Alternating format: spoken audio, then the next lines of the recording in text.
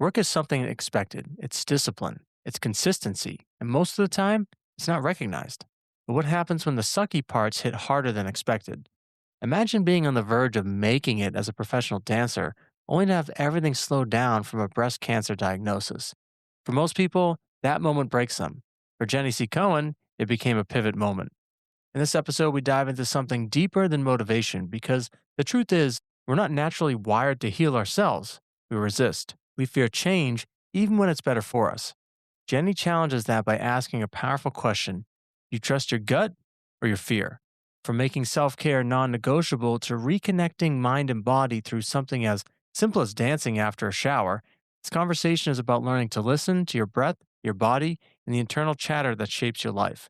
Let's roll right in. All right. Welcome to the Work Sucks, But I Like It podcast. Today we have Jenny C. Cohen. She's a cancer survivor, a mother of two, is a visibility and embodiment master. She has integrated her experiences in performance, psychology, and somatic coaching in what she now calls Dance to Heal. She is also an author and podcast host of Dance to Heal. Jenny, welcome to the show. I'm so excited to be here, Tony. I can't even talk, apparently. It's all good. It's all good. So, Jenny, I love the concept of your dance, and I really want to dive into that. I think of it, people as they have their song and dance, if you will, in life that they're trying to find. But first question, just to establish kind of the definitions of what we mean by the word work, how do you define work today and what you do? That's a multi-layered question, Ah, Tony, because I'm Asian presenting. I'm Asian American, born in Taiwan, and I've grown in the States. And in my culture, work is something expected. It's associated with discipline and consistency and not necessarily being recognized for it. For me, it's become more of a experiential thing, meaning we can think all we want unless you physically or emotionally and or energetically do the work. It's incredibly hard to move forward in life. That's a newer definition recently I've come upon for the word work. so my mother was born in the Philippines, so I'm half Filipino. And I love kind of like the Eastern kind of philosophy and approach to things. There's definitely a difference, right? In the West, where in the West it's all about achievement. In the East, it's kind of like you love the process. So that's excellent. We're definitely gonna vibe off that.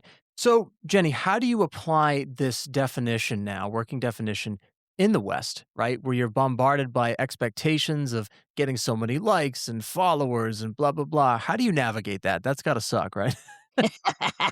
Well, similar to the title of your podcast, right?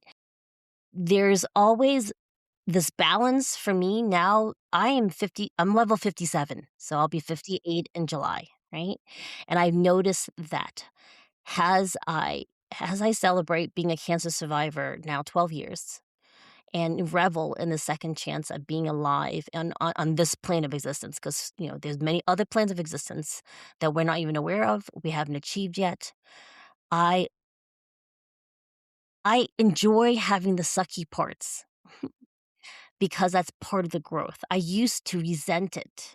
I used to be really angry that life was hard. And I realized, whoa, mm, if it was too easy, I wouldn't appreciate it. is that bec- is that because I'm Asian? I don't know. When it's too easy, it doesn't feel like I deserve it. And when I say easy, I mean giving myself permission to strive for something and not necessarily hitting the goal. And I'm not referring to mindlessly grinding. There's a difference there. All right. As I age up and become an elder in training, and I have fraternal twins through in vitro fertilization, they're now 27 and they are hitting their end of their 20s. We're starting to navigate this. What does it mean when I love what I do and there's still hard parts about it that I have to self motivate through versus it's really a dead end and I need to move in another direction. I need to pivot into something else. And for me, it's been this realization when I'm looking outward, I'm looking to other professionals for answers. If I would just sit still and ask myself that question, usually it's my body, the embodiment of the storehouse of everything that's ever happened to me since I was in my mother's womb. right? So, if I was to ask myself and do applied kinesiology and just ask myself yes or no questions, 95% of the time, I have the answers. Whether or not I could provide the answer is something else. So, for example, today I just came from a doctor's visit. I have a long history of asthma. So if I Yeah, get a me too. minor cold, you too, right? Yeah. We're like family now. Yeah. So for me, it's this toggle. I take a lot of antihistamines to keep my asthma in control because I also have 10.8 cats currently. Jeez. I have a lot of cats and 2 I only dogs. got one. Right. Yeah. I foster kittens. I'm a miracle worker with baby kittens. They're very fragile, and I can keep them alive, and to date, I've only lost 3 out of the hundreds of babies I fostered, right? And so we ended up with some that just stayed home with us. And I manage this very bad asthma allergy thing, and I know there comes to a point when I cannot do it at home anymore, and I have to see the doctor because it's time for the prednisone and the antibiotics. Now I know when exactly that tipping point is because I really don't want bronchitis. I really don't wanna open myself up for other infections. That's almost like a skill where you realize you have to kind of pivot. Walk us through those feelings of anger and the transformation you needed to have to start seeing this clarity in yourself. Was it the cancer experience? Was it something before? Was it Multi-layered answer again to that question. So when we pivot, remember, our lives are very similar to the ship that's in the Titanic. When we wanna go in a different direction, it's never immediate right turn. It's little corrections, correct? So when I yes? first got cancer back in 2014, I was at my most fittest since before my kids were born. I've been 7 months vegan, working out. I was full muscle. You look at the pictures and you think, wow, she looked fit. But was I really fit? I wasn't because I ended up with breast cancer. Mm. All right. And you think, well, did that slow you down? Yes, it slowed me down. Did it completely stop me? No, it just pivoted me. I was about to launch an international career in fusion belly dance because I was being recognized. I was winning titles and I was ready to just run away from my life and become like a star internationally. And my body went, no, thank you. No, thank you. Your husband was just in the hospital. Your son's just coming out of 3 years of type 1 diabetes. And she hasn't told you yet, but your daughter, when I have full permission to discuss these things, your daughter is now basically borderline suicidal and about to start self harm. And I did not know any of this stuff. So the breast cancer slowed me down. And then I didn't really begin the full pivot until my daughter went into big distress and we had to slow everything down to keep her alive. And that's basically the point of it. And her getting better and us being present to keep her safe, I realized, "Oh, Jenny, how much healing do you need to do?" And then I was able to really look at myself fully in the mirror. Most of us are not motivated to self-heal for ourselves. We do it for the ones around us that we want to be around for. That's one of the arguments that helps my now adult not go down that path of self-harm. 'Cause we talk about, "Well, do you know what would happen to us if you chose to end your life? I mean, we would respect your decision, but you would destroy our whole family You would Mm. take away one half of my reason to be here as your mother." No, thank you for sharing that, Jenny. I also love the fact that you're vegan. So I've been a vegan for over a year now. So that's so funny. We got a lot in common here. Yeah, I'm no So, longer vegan now, but my husband oh, is, okay. so Gotcha. I can give you tons of recipes, there's lots of yummy Oh, I stuff out love it. there. We'll have to definitely exchange that afterwards. Love that. So, Jenny, one of the things we talk about on the show is that success is not a matter of good luck, it's good skills. In your transformation, when you had all these things, hitting you at life, these sort of traumatic events, what was the skill that you felt that you were building to steer yourself in that other direction, right? To take you one kind of click, further in the right direction where you wanted to go? What's that one skill that you were developing? That one skill that I was developing was the ability to trust in my own gut.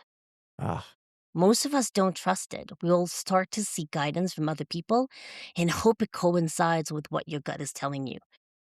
We want to be careful, my friends, listening to this, watching if you ever go to video, like watching and listening.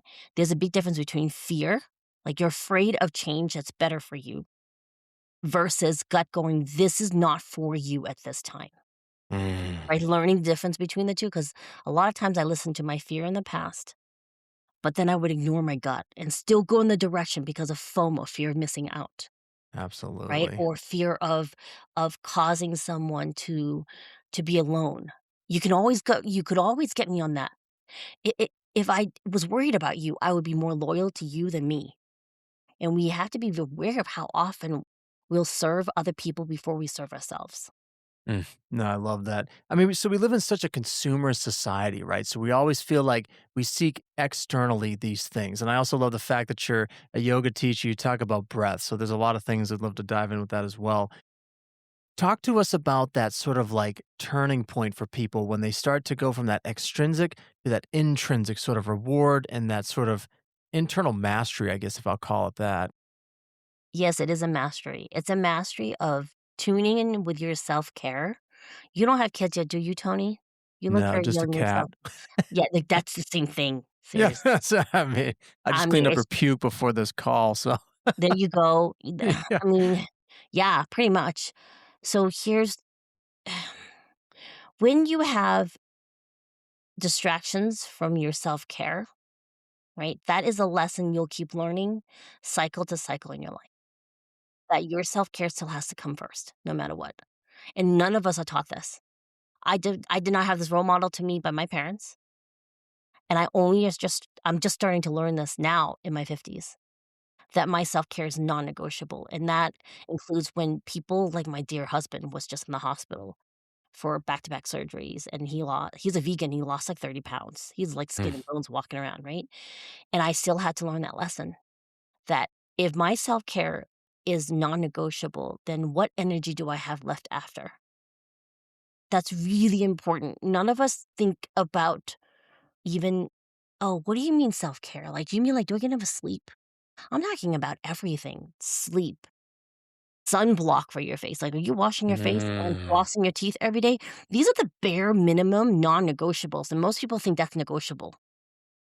What are some other things, Jenny, like, that you could provide the listeners with the self-care? I like this. I like the basics of brushing your teeth, hopefully, and, the sunblock. What are some other things that you integrate in your day for that self-care? Yes. Make sure your sleep is quality. Mm. What do For you a mean by lot of that? there are a lot of biometric things we can buy off of online now to measure your heart rate when you're sleeping and your oxygen levels when you're sleeping. And I say this because my husband snoring got worse as he aged. And then when he finally acquiesced to a sleep study, he had pretty severe sleep apnea. Once we got him better, it turned out that I was snoring, but you couldn't hear it under his snoring. So he jokingly said, "We need to get you worked up." And he ordered an online O2 monitor for my finger. And I had worse sleep apnea than he did. My heart rate was Interesting. going up to 90 in my sleep. Wow. I was not breathing 40 times an hour throughout the night. That will affect you, and everyone thinks, "Oh, well, it's because, I got fat," or, um, "My pillow was wrong." Yes, and sometimes, one of the side effects of menopause or perimenopause or decrease in testosterone for men, and menopause, I call it, is Yeah. the development of sleep apnea. Mm. Right? Or even Interesting. hydration. If you're not hydrating before you get thirsty, it's already too late. These basic things, I call this the outside of the inside mastery, outside in mastery. If Mm. we're not tuned into our bodies, and how do you listen to your gut?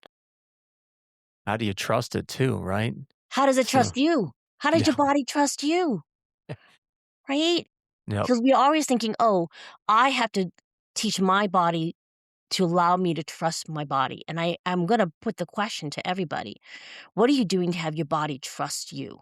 Because your Mm. body's already set up to do everything you want it to do. Think about every marathon runner. What body wants to run 26 miles? But your mind decided, "I wanna run 26 miles," and then your body will give it to you. Yep. It's definitely what you feed it, right? So it's like you feed it good food, you feed it good thoughts, right? You feed it good relationships. I really like that. So I love that, Jenny. So now that we've got the self care, walk us through how you now integrate this into like the work life balance. What are your thoughts surrounding work and life? Is it the right question we should be asking? I want you to the listener, because Tony and I already we're because you're a yoga practitioner and I do dance daily because for me it's a trust connection with the body. All right. Where I'm literally allowing my body to move how it wants to music. And I'm going to redefine dance for everyone. We're not referring to the westernized, codified, monetized forms of dance like ballet, which my son is a graduate. He's a degree in ballet. He knows how to Cool. properly extend his leg so everybody oohs and ahs. He also knows how to move in a way that will pull the heart out of your chest and throw it on the floor, right?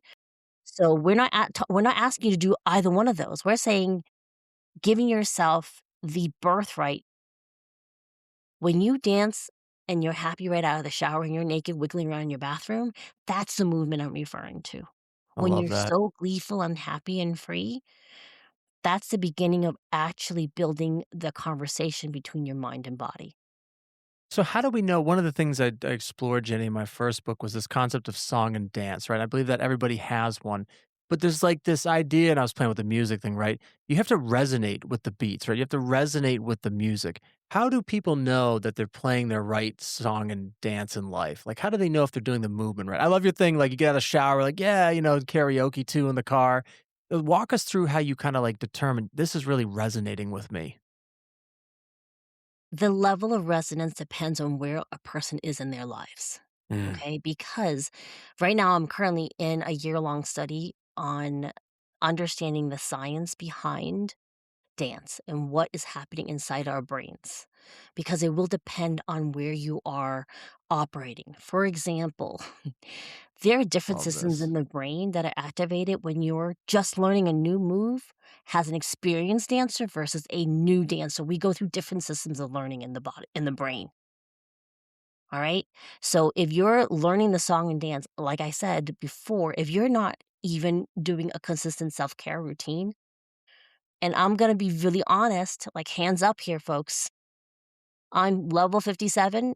I would say I now have a consistent self-care routine, and I've been trying for the last 5 years, Mm. right? So it is a process because my needs 5 years ago were different from now, right? No, that, yeah.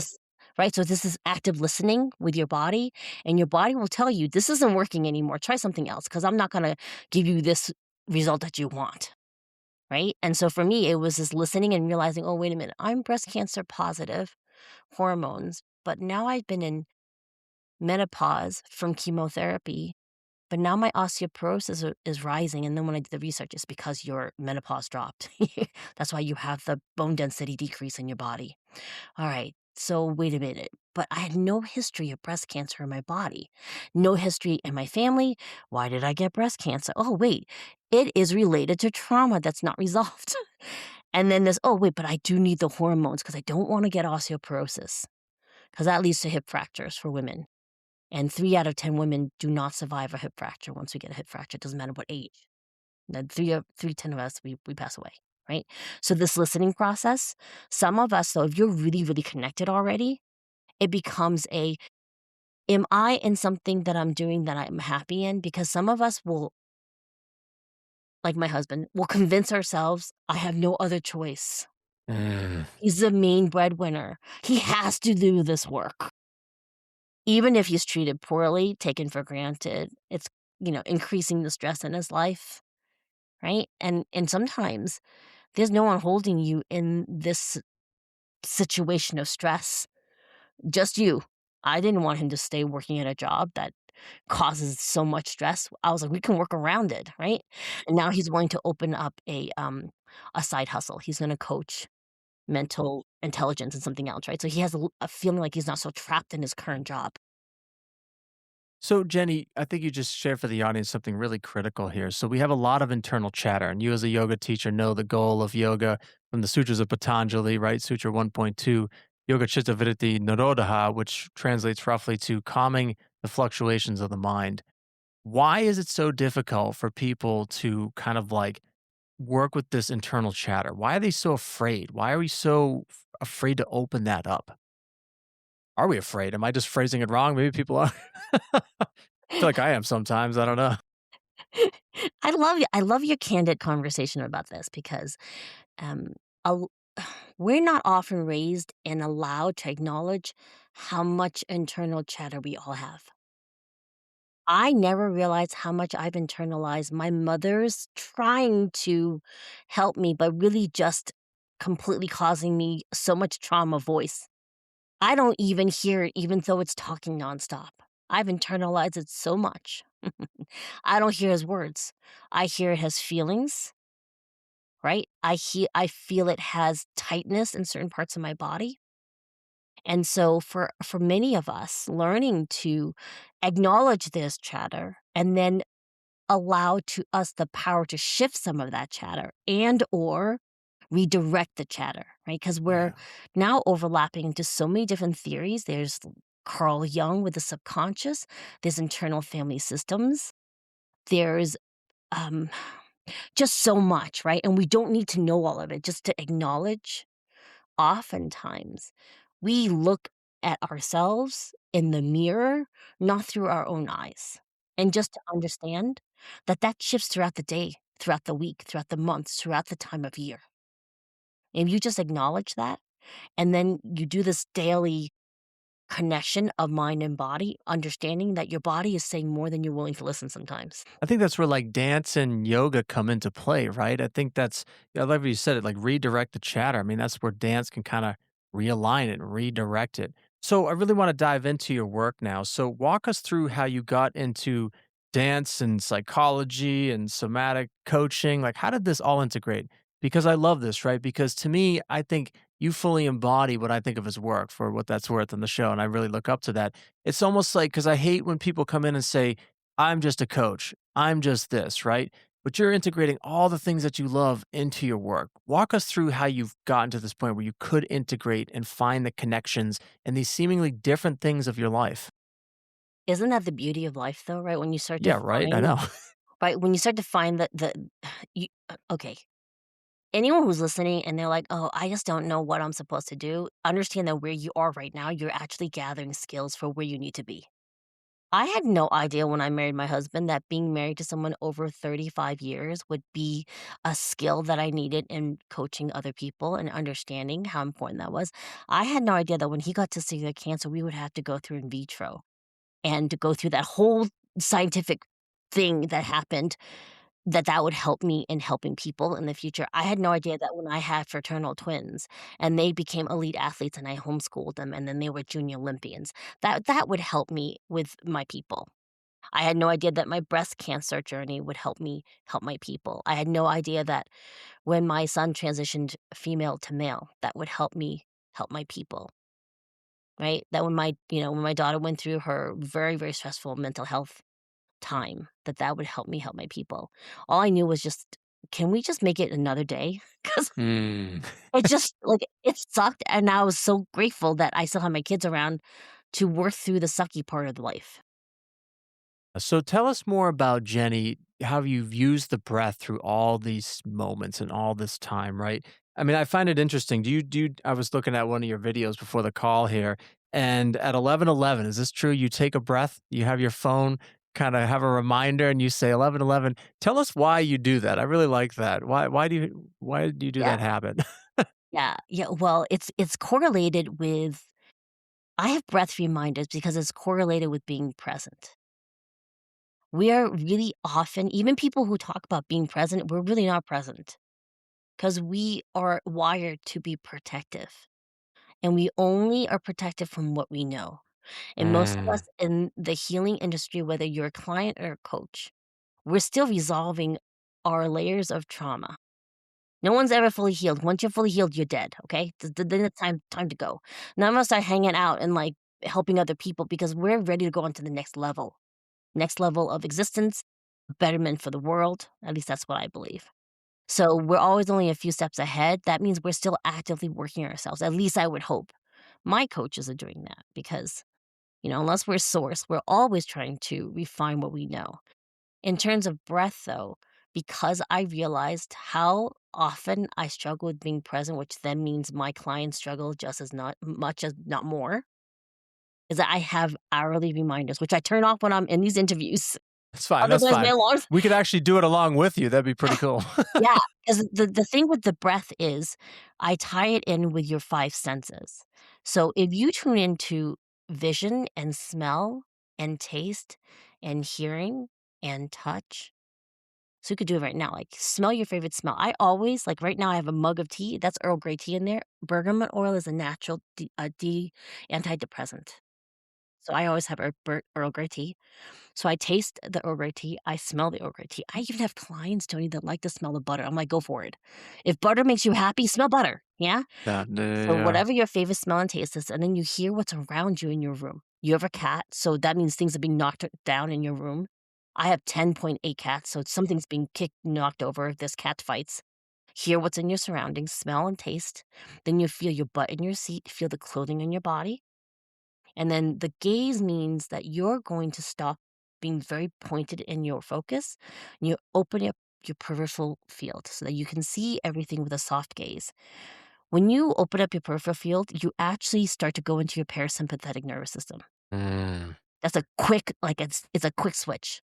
You're backing up that switch by tuning to sense of your smell, taste, hearing, and touch.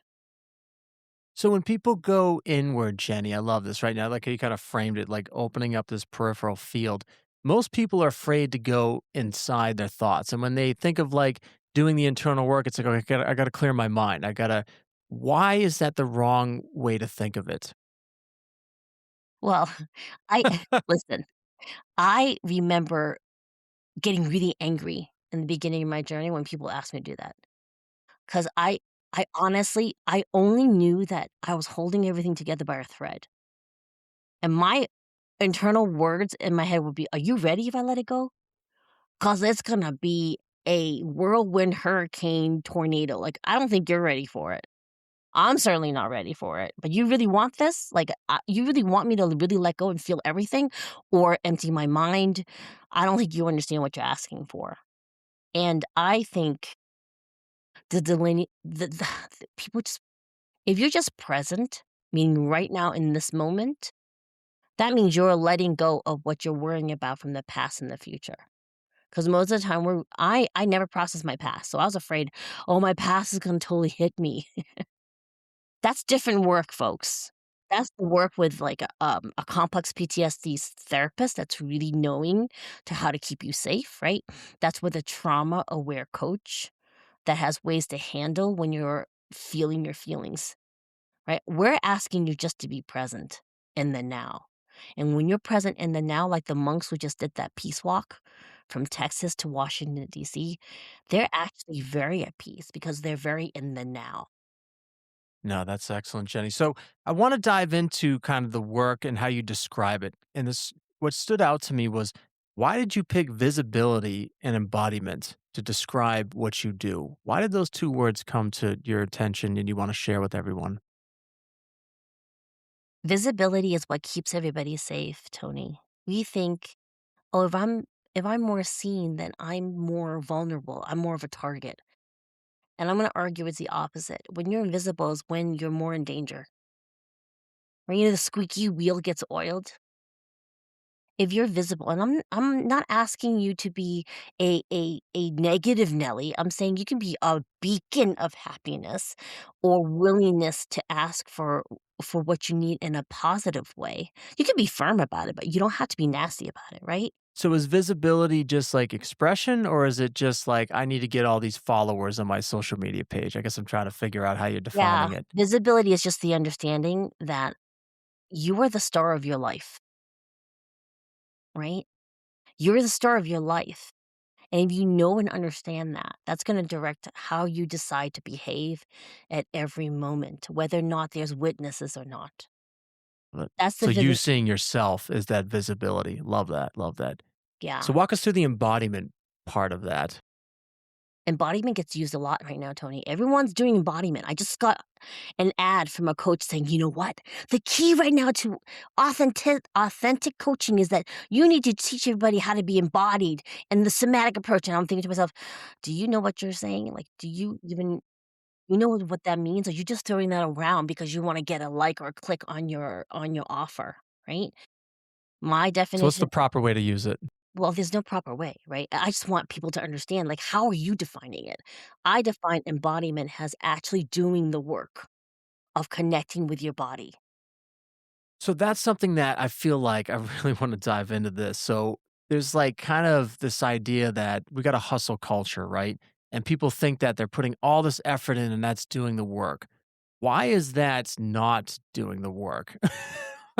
Doing the work means if your body says, "I need to rest," are you listening? And when I say rest, I'm not talking about a cursory bath where you're scrolling on social media Right, or you're playing with something so you're not present in the moment. It's a we have a hard time with silence in our culture, right? Because then yes, we we hear do. the chatter or we wanna fill it with chatter. If we were really to be honest ourselves and really be clear on what your body really needs, it's a different answer than what you think it is. It's not what people are telling us what it is. It is a very individual answer though. So, you know, if you're listening to this and you're like, "Oh, this makes sense. Something in my gut is telling me this, that I need something else than what I have in my life right now to be present or be happy," then you wanna explore it. There's an exercise that I have a lot of my clients do, and I've started suggesting it when people have me on as a guest.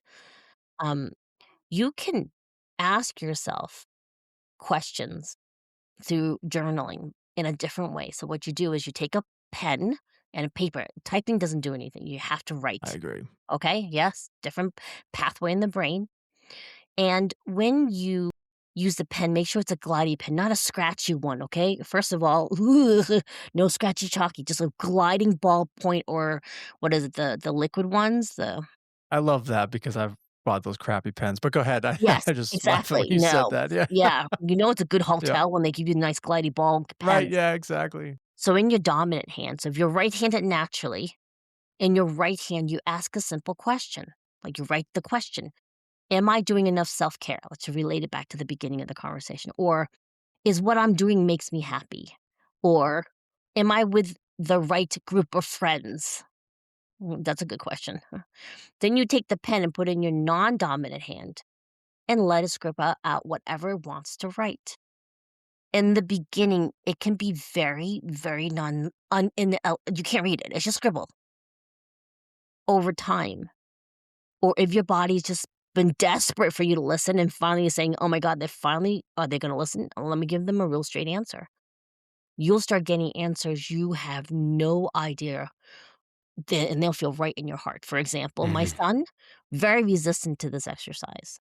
We have a therapist, working with a therapist. I've told him, "Please ask your subconscious. You don't wanna hear the answers from us. Like, listen to it from your body." Yeah. When he finally did the exercise, and he is right hand dominant, his left hand answered him in poetry. Ah, love that. Poetry, we're gonna publish it soon. Like, it's Oh, just great. that's It's just even more nuts, amazing. right? And then my Yeah. husband, he's a Virgo, very, very detail oriented. He's open to my suggestion, but very resistant. And then he started doing more work. And his subconscious answers in these stories that break your heart Mm. about his childhood. So, what stories are waiting to be told or shared with you that you have not been willing to listen? Do that exercise. What a powerful exercise. Thank you, Jen. I feel like that's great for the listeners too, because sometimes I feel like we're almost embarrassed to kind of like show our insides, right? So the fact that you can do this in a very personal space, right? Your journal, your notebook, if you hate it, I guess you could throw it out and burn it, if you will. But thank you for sharing that. That's an excellent one to definitely take away. So, Jenny, what is one aspect of your work that sucks today? And what are you doing to make it not suck? Ugh, I love dance and it still sucks to do it every day. Let's just be honest, right? Why? Because it is a reminder. It's hard, and that lets me know I still haven't been able to put myself first. That makes me acknowledge that. Because if it wasn't hard, right, and it was just automatic, then I could focus on something else that's hard. Does that make sense? I It's a guess ta let's yeah, go into that a little more because I mean you're a professional dancer, you got all these awards. So what yeah, is hard? It can't be the technique. Is it the mental side of it? Or are you it's trying a fancier trick? I don't know dancing, sorry. I no, think of let me explain what I'm doing when I say okay. the Daily Trust Connect on all it's mostly on Instagram that I'm doing a reminder, like, here's day 64. Here's the prompt. Remember, you're going to journal how you feel before, and then you're gonna dance to the song with this prompt that I gave you, and you're gonna videotape yourself. And then at the end of the dance segment, it's 2 to 3 minutes, you're gonna journal how you feel. And then you're gonna go back and Wow. watch yourself in the video. And you're gonna give yourself 3 compliments about 3 things you like that you did. And then you're gonna take one thing you're gonna do a little bit different, Man, I right? love these exercises. Yeah, Right? yeah, yeah. And this exercise, 1, it improves my ability to perform because I perform regularly. 2, it allows me to not worry about whether or not it looks good. Mhm. Why is it hard? Because it is something that requires me to watch myself in a video. None of us are geared to love that, and it is a muscle we need to use because, do you remember the Care Bears? Yeah, yeah, a little Okay, before my time, but yeah, yeah, yeah, yeah. I know you're sure you weren't That's born. okay. No, I didn't mean to say like that. Yeah. The idea of Care Bears is that they have the Care Bear stare, where they just look at you with love and acceptance. It's an exercise of doing that. You look at yourself in the video with love and acceptance, and a lot of us have conditioning that's the opposite of it. So if you think about my healing journey, I'm now 57. I've only been doing these exercises since 12 years ago when I started my cancer journey. I started these 100 days of improv, Mm. right? So that's only 12 years versus 45 years of hatred of how I looked in the videos. So I'm not even halfway post my my lifetime of not being able to just love myself for who I am. So it's definitely been a pleasure to have you on the show. Where's a good place for people to land if they want to have more visibility and embody their dance in life? Where's a good place for them to land to reach out to you and connect more? You can find me under Jenny Z. Cohen under all social media, and I have a free masterclass that they can sign up at Move to Bloom, MOVETOBLOOM.com. And there's one coming up end of this month. It's mostly towards the end of the month. And because it's backed by a nonprofit, it's free. And then we just do more of these type of exercises to help people start to build it into their self care. Awesome. We'll definitely put that link in the episode details. Jenny, it's been a pleasure. Thank you so much. Thank you for having me, Tony. There's something powerful in what Jenny shared today, doing something you love and still feeling like it sucks sometimes. Even as an accomplished dancer, she reminds us that fulfillment isn't about removing the hard parts. It's about learning how to be present with them. And most of us, we're not actually present. We're protective, guarded, reacting instead of listening. The real skill isn't perfection, it's connection. Connection to your breath, because that's what brings you back. Connection to your thoughts, maybe even journaling them out with your non dominant hand to truly hear yourself. And most importantly, connection between your mind and body every single day. Self care isn't optional, trust isn't automatic. So ask yourself, what actually resonates with you? And are you listening? Because success isn't a matter of good luck, it's good skills. And today's skill, learn to trust yourself. Thanks for listening. We'll catch you next time.